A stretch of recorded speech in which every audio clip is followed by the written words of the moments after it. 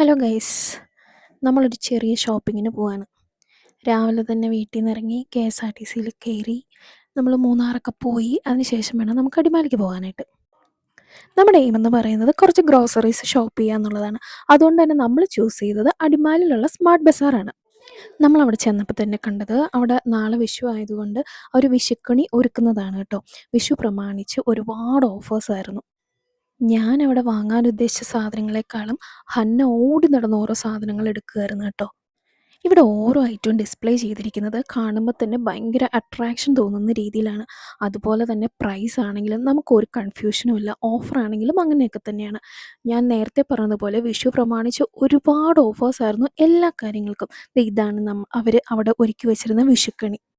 Smart Bazar എന്ന് പറയുമ്പോൾ തന്നെ അറിയാമല്ലോ, ഗ്രോസറീസ് മാത്രമല്ല, അവിടെ നമ്മുടെ ഡ്രസ്സ് ഐറ്റംസ് ആണെങ്കിലും അതുപോലെ ഗിഫ്റ്റ് ഐറ്റംസ് ആണെങ്കിലും പാത്രങ്ങളാണെങ്കിലും എല്ലാം തന്നെ ഉണ്ടായിരുന്നു. നമ്മൾ ഉച്ചയ്ക്കൊരു 12 മണിക്ക് കയറിയിട്ട് ശരിക്കും നമ്മുടെ ടൈം നോക്കിയപ്പം ശരിക്കും ഞെട്ടിപ്പോയി. കാരണം എന്ന് വെച്ച് കഴിഞ്ഞാൽ 3 മണിയായായിരുന്നു. നമ്മുടെ ടൈം പോയത് പോലും നമ്മൾ അറിഞ്ഞില്ലായിരുന്നു. പണ്ടൊക്കെ ഡ്രസ്സും ഗിഫ്റ്റ് ഐറ്റംസും ഒക്കെ പർച്ചേസ് ചെയ്തുകൊണ്ടിരുന്ന ഞാൻ ഇപ്പോൾ പാത്രങ്ങളുടെ സെക്ഷനിലോട്ടും അതുപോലെ പച്ചക്കറിയൊക്കെ ഇങ്ങനെ നോക്കി നോക്കി നടന്നെടുക്കുകയായിരുന്നു കേട്ടോ. പ്രായമായതിൻ്റെ ലക്ഷണങ്ങളാണ്.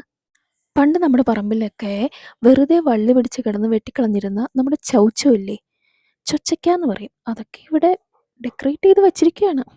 അങ്ങനെ നമ്മുടെ പർച്ചേസിംഗ് ഒക്കെ ഏകദേശം ഒരു 3:30 ആയപ്പോൾ കഴിഞ്ഞ് തിരിച്ച് വന്ന് ജ്യൂസും ഒക്കെ കഴിച്ച് നമ്മളങ്ങനെ തിരിച്ചു പോന്ന വഴി നിറച്ചും ഗസ്റ്റുകളായിരുന്നു കേട്ടോ. ഭയങ്കര തിരക്കായിരുന്നു മൂന്നാർ. വെക്കേഷൻ ആയതുകൊണ്ട് തന്നെ.